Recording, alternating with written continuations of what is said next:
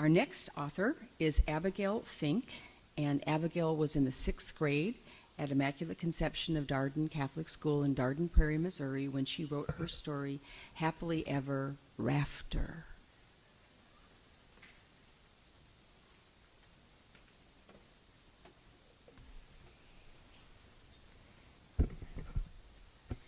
The year was 1966.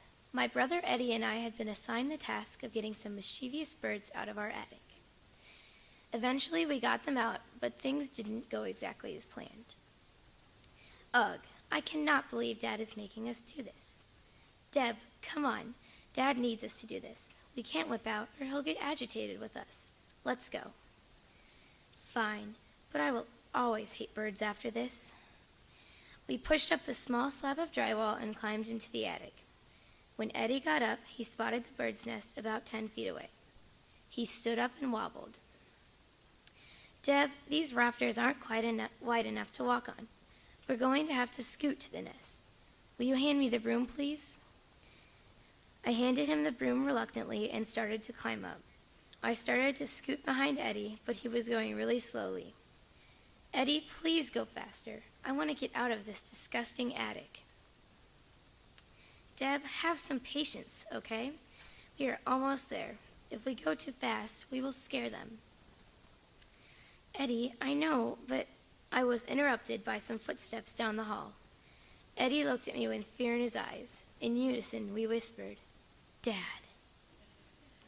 His head poked up into the attic. We both were anticipating a yell or a shout, but he just chuckled and shook his head.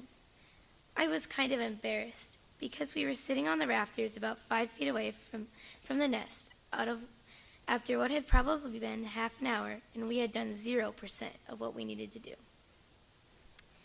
Man, you kids are big old wimps. Just stand up and walk, and you'll be done in a second. Dad, we tried. The rafters aren't sturdy. Eddie looked at Dad fretfully as he started towards the nest. You're going to fall. I won't fall. Now hand me that broom, and bam! Dad's left foot slipped off the rafter, and he fell right through the ceiling into his room. I looked at Eddie in horror as the birds jumped up, startled, and flew into the hole after Dad. Eddie snickered and said, I told you so. I jumped down through the hole Dad had made and found him on the floor, shuddering. Dad, are you okay? I examined him to see if he had broken any bones. That had easily been a 10-foot fall. Yes, I'm okay. I'm just worried about what your mother will say when she sees this. I nodded, also wondering what she would say. Let's not worry about this right now. We need to get the birds out of the house before we have 2 problems to face. Eddie leaped down through the hole, the broom in his hand, and ran down the hall towards the birds. Together we shooed the birds out the door.